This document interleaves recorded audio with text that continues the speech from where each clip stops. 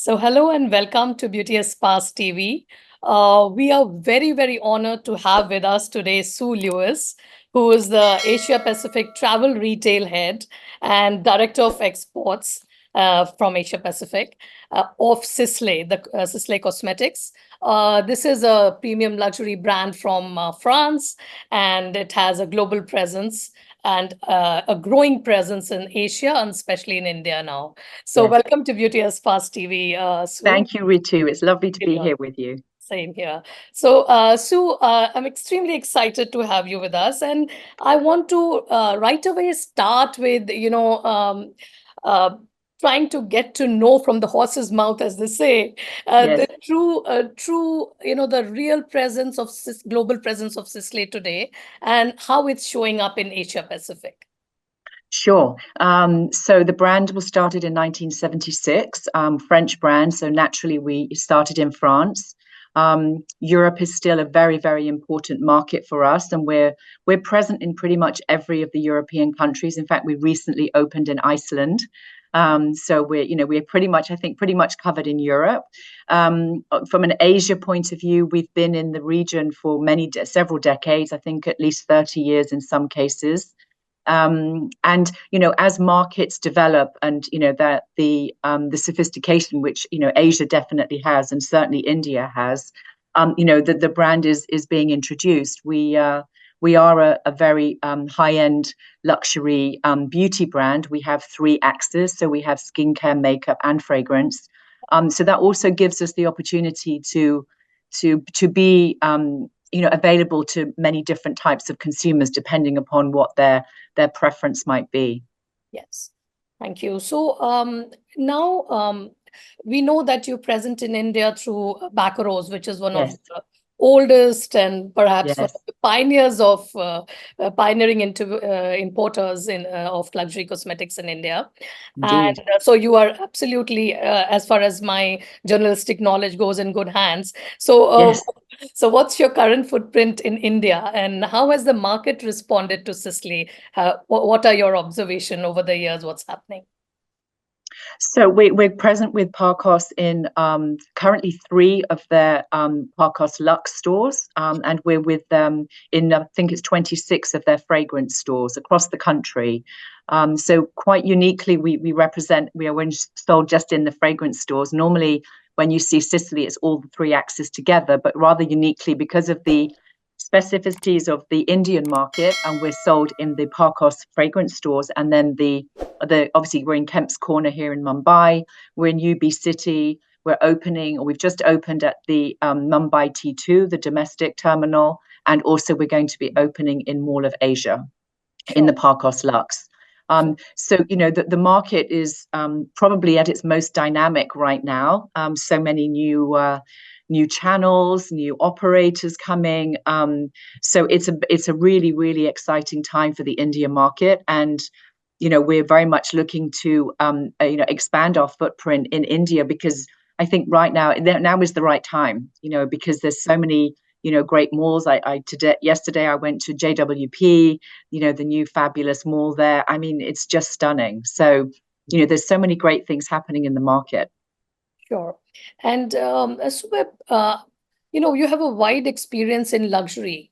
So anything that you can share with us, which has happened in other countries, and you've seen with your experience, seen a certain trajectory, and also placing it in the context that today there is a lot of e-commerce happening, a lot of online Mhm. buying. How do you place luxury in all this context?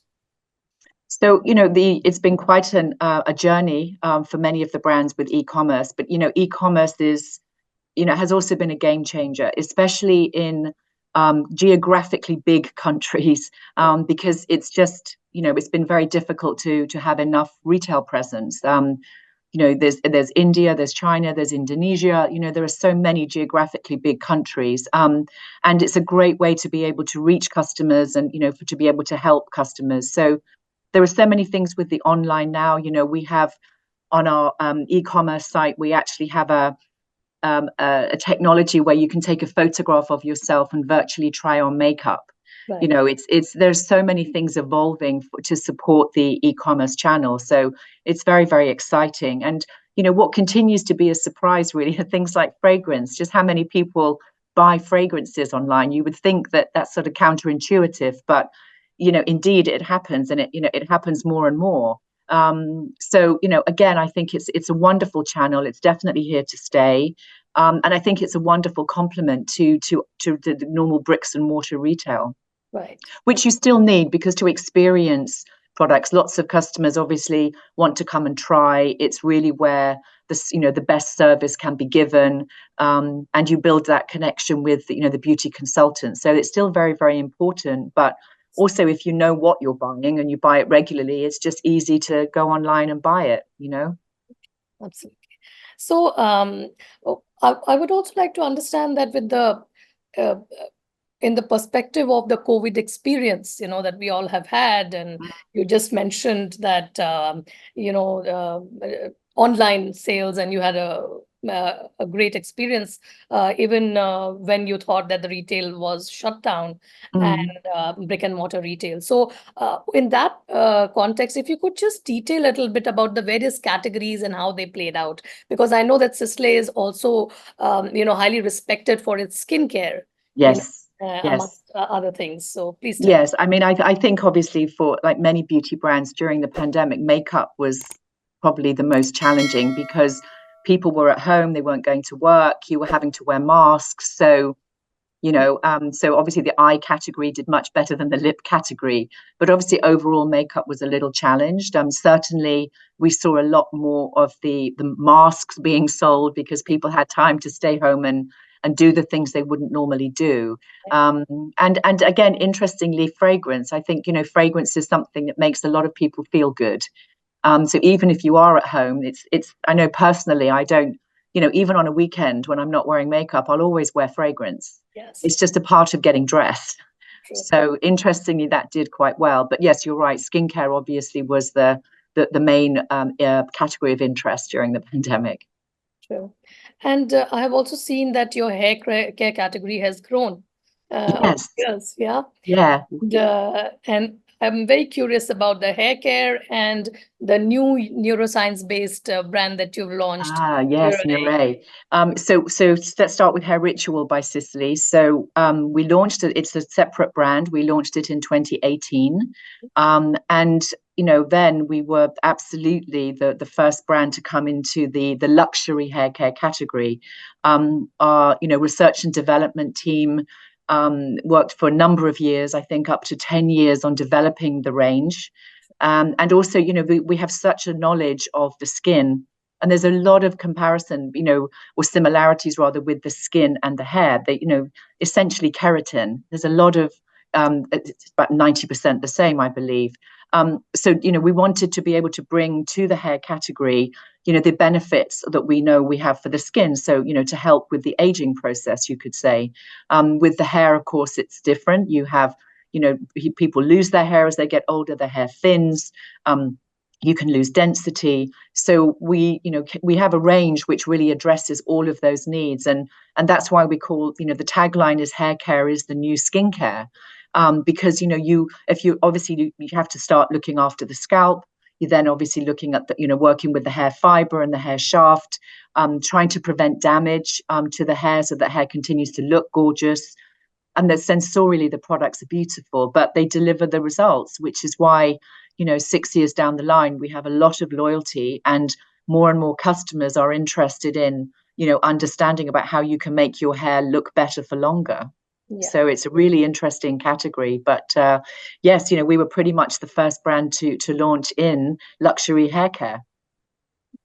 So how is it being? I don't think it's available in India yet. Not yet. No, we're looking at India very closely. Obviously, there's product registration to go through, and this is also quite a unique market in terms of the way that especially women are, go to the hairdressers on, in some cases, a weekly basis for treatments. It's very, very unique from that point of view.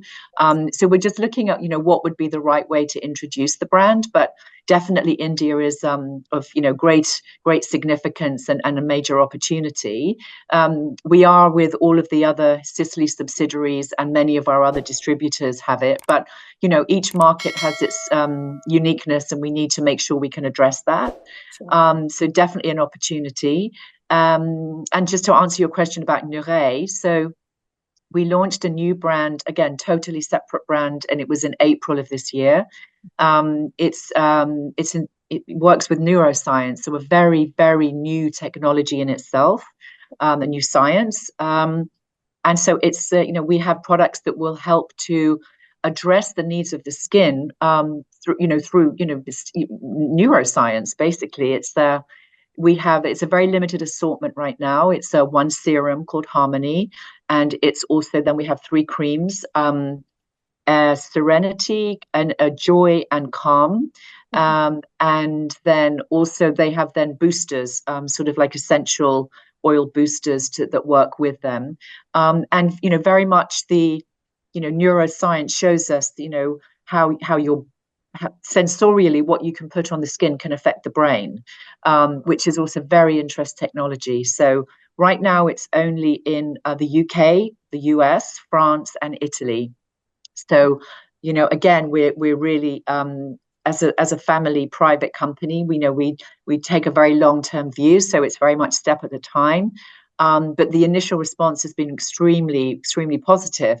So again, step at a time, we're moving, rolling the brand out, and it's about recruiting new customers. But it's extraordinarily new approach, and it's like I say, it's a new science. So, but it's quite incredible how when you have a product put on your skin, either on your hand or ideally the face, and there's a sort of a sensor headband that you can wear, it really shows where in the brain is being stimulated.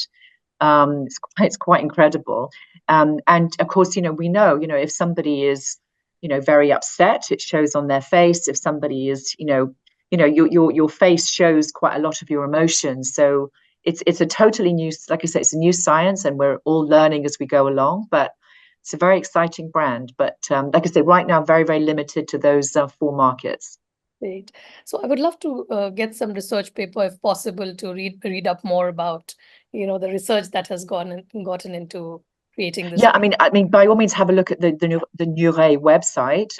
There's a lot on there, and I think if you have a look at the Instagram as well, there's quite a lot there. But it's again, it was about 10 years. I believe it was about 10 years in the research, and of course, this field of science is moving very quickly. So it was going to be interesting to see how things evolve. But yes, it's very again, it's a very entrepreneurial approach to beauty, as was Hair Ritual. And in fact, as was Sisley when the brand was launched in 1976, phytocosmetology, the taking sort of the best of nature and combining it with cutting edge science was really not being done.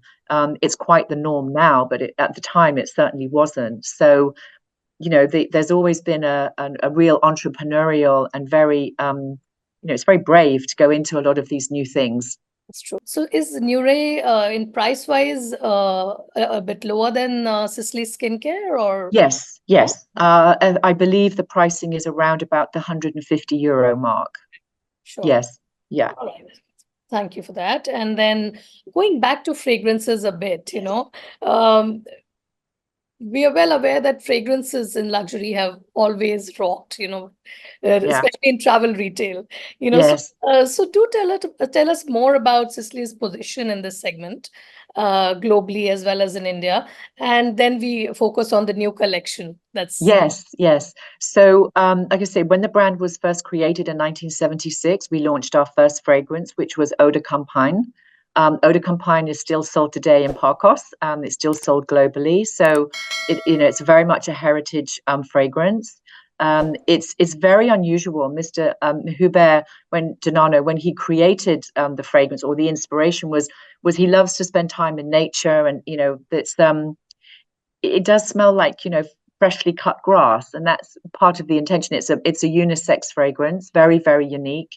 All of the Sisley fragrances have a very unique positioning. They're not, they've never been fashion from that point of view, but they become classics very quickly because beautiful fragrances are beautiful fragrances, and all of the fragrances that we've launched are still in the assortment. So the one after that was Eau de Soie, which was in 1990, and again, that's our number one global fragrance and continues to grow every year. So there's a lot of loyalty because I think when people find fragrances they really love, they stick with them. And of course, it's lovely that you can keep, if you find a Sisley fragrance you love, it's going to be there. Right. So, that's also a lot of people appreciate that. There's not a lot of changing from that point of view.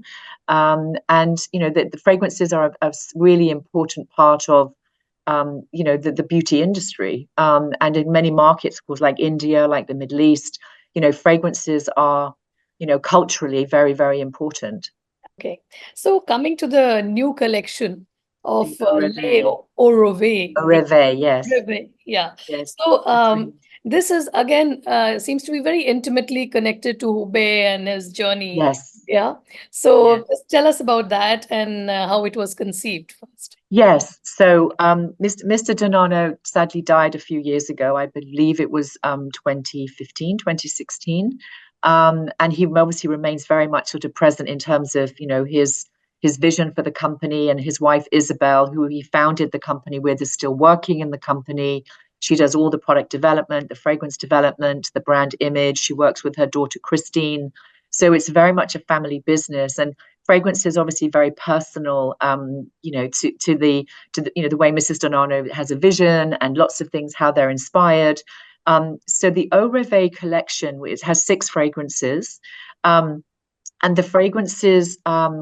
5 of the fragrances were existing fragrances. We had a collection called the Eau de Sisley 123. We had Eau de Icare, and then Eau Tropicale. And those fragrances have been repackaged, very, very slight tweaking on the fragrances, but essentially the same because they had, again, a lot of loyalty, but we felt it made sense to sort of bring them all together as a collection. And then Mrs. Donano wanted to really honor her husband, Hubert. And so we've also created Eau de Hubert. And the fragrances are all named after family members. So there's Daria, Delia, Alma, and Isia, which is the sort of the affectionate name for Isabel. And then we've kept Eau de Icare, and then we have Eau de Hubert. And the inspiration really is, it's a geranium-based fragrance, because Mrs. Donano, they always had geraniums in the garden and the house, and so that's something she always associated with her husband. And it's really something to honor him and to, and the fragrance is beautiful, and in fact, it's won a few awards since it launched last year. So, because as from an olfactory sense, it's really quite unique. And she worked very closely with the perfumer to create the fragrance that she had in mind. And we've been very happy that it's won some awards. So that's always very nice, and it's very unique. Again, it's very different. It's very individual. Sure. Beautiful fragrance. Amazing. So is this a worldwide launch, a simultaneous launch in India and abroad, or it is already the collection launched last year, mostly in most of the markets. Obviously, we have product registration to do in India. Yes, and similarly in China. So China and India are launching around about the same time. Okay, so how has the response been in other countries so far, and what are your expectations from these 2 countries? Oh, it's done extremely well. Like I say, what was interesting was that sort of 5 of the fragrances were sort of already in the assortment, but when they come together as a collection, there's some beautiful new advertising and creative elements, and it's really brought the fragrances to a new consumer, to a very big, much wider, bigger audience. The fragrances have done very, very well. It's always interesting, market to market, there can be differences in what sells better. So we'll see how it goes in India. Of course, India is again quite a unique market in this, it's so many men shop fragrances here, which isn't the case in most other markets. There certainly wouldn't be in China or many other places. So it's going to be, I think the Eau de Icare currently is our number 1 here. So I suspect it will stay the same. But then, we have high hopes for Hubert as well. because again, it's very distinctive. The fragrances are all unisex as well. I think what's interesting now with fragrances that, even things that may have previously been perceived as being a little bit more masculine, ladies have the confidence to wear, but also similarly, things that might have been considered feminine, a lot of men, and again, fragrance smells very different when you actually wear it on the skin. Yeah. So, and people also do have the confidence to sometimes layer fragrances and mix them. So then you create absolutely your own fragrance. It's like your own personal blend, right? So yeah. Yeah, and with the Gen Z and this whole concept of gender, Yeah, fluidity, and sure. so that I think you found the right slot as far as being a Yes, unisex fragrance is concerned. Because I've been yes. often been asked by the next generation, why do you say male female fragrances? Can't Yeah. we do that one? Yes, yeah, they're just fragrances at the Yeah, end of the day, so it's yeah, I'd be very interesting to see, but almost certainly in India we could say that those two, but again, we just don't know. yeah, So that's why the collections I think really work, because people have a choice, and they look so great when they're all merchandised together. The boxes are all the packaging's rather beautiful, and like I say, the creative's very special and very different actually from the other fragrances. So I think it's going to really stand out. sure. Thank you. So, finally, before we you end, we can I would just like you know, your focus again back on your unique insights as far as how the luxury cosmetic space is playing out, and both in travel retail and online, being such a big aspect of sales now. And we've also realized in India that everyone who had entered via the online segment now have opened brick and mortar stores as Mm, yes, so it's yes, happening the other way as well. So yes, how do yes. you look at it from your perspective, where you looked at things globally and then other countries in Asia? So what do you have to say on this? Yeah, I mean, I think as I said earlier, the e-commerce channel is here to stay, and you're absolutely right. It's interesting that online players now have offline, Yeah, but of course, I think it's because that you can't really get away from the fact that customers do want to really see things, really try things, and really interact. And I think all the studies show that if you are an online retailer, then you do have to have some kind of offline, even if it's a pop-up or an experience store. And then similarly, the brands that are bricks and mortar, traditional bricks and mortar, you really do have to have an online presence, for convenience, for also to reach people that can't easily get to your locations. So the two play very, very well together, and I don't see that changing. And of course, they're both supported then by digital, which is again a whole new thing that really didn't exist, a few years ago. And again, I think, pre-pandemic, you and I probably wouldn't be doing a Zoom call. yeah, It's just become the norm, and that's great. It makes things so much more possible. absolutely. So I think when things are made easier like that, they're going to stay. Uh, Um, yes, please go ahead.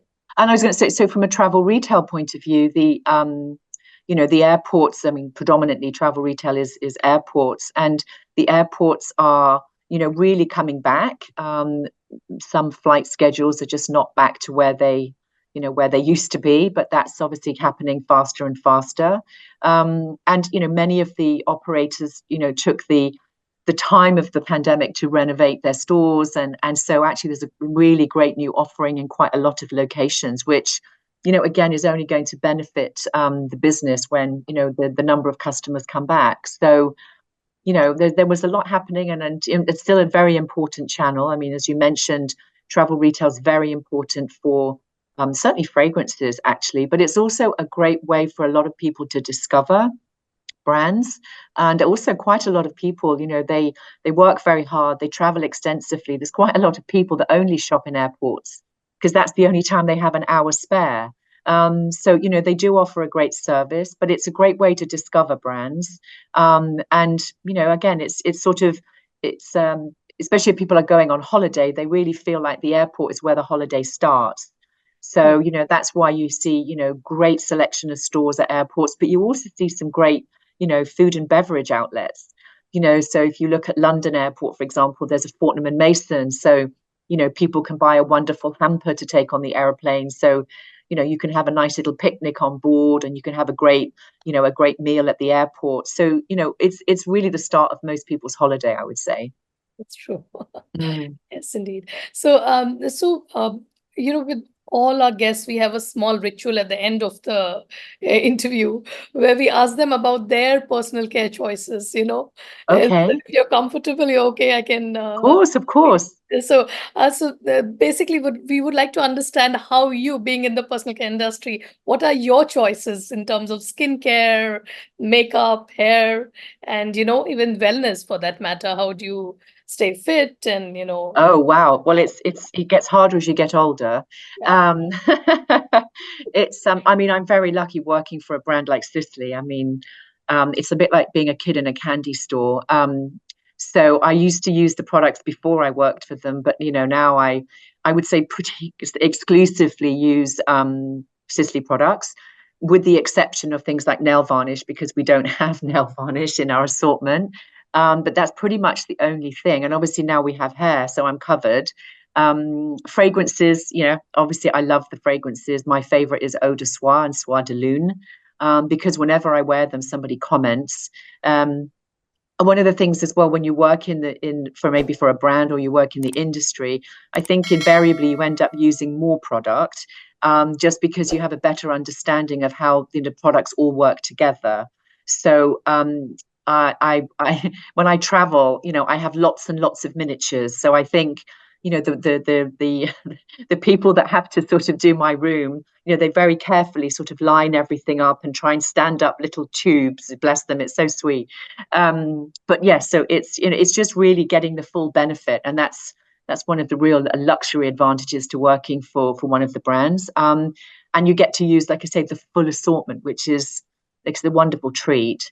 And then, for makeup, I've always been a bit of a makeup junkie, so I love to try lots of brands, but I do normally come back to Sisley, I have to say, just because the products are they're so beautiful. And the other thing is, you realize the quality. Mostly you realize quality when you come to remove it.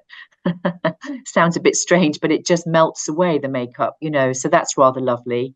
And I've noticed the difference in when I use the products. So one of my top picks would be the neck cream. Mm-hmm. It's like unbelievable. And then the other one that I swear by is a product called All Day All Year, which is an urban shield. And again, it's part of the anti-aging line, but because it really, if you can stop the damage happening and then repair any damage that does happening, then of course, you can try to slow down that aging process. And again, that's sort of like an insurance policy for the future. So yeah, and then my other favorite makeup product is called Blur Expert. And it's a blurring powder, and it's just incredible. I always demonstrate it by showing people just one half. And so, I say, look, if I put it on one half, you can absolutely see the difference. And everybody kind of goes, oh, wow, because all of a sudden this part looks more lifted and this is all blurred, and it all looks so much better. So I would say that's a pretty magic product. Yeah.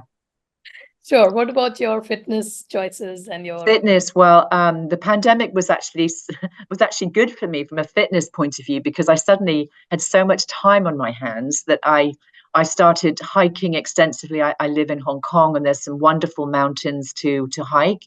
I don't think I've ever been fitter than I was during the pandemic. So did a lot of hiking, and you could easily go for 5-hour hikes, and did that at least once a week.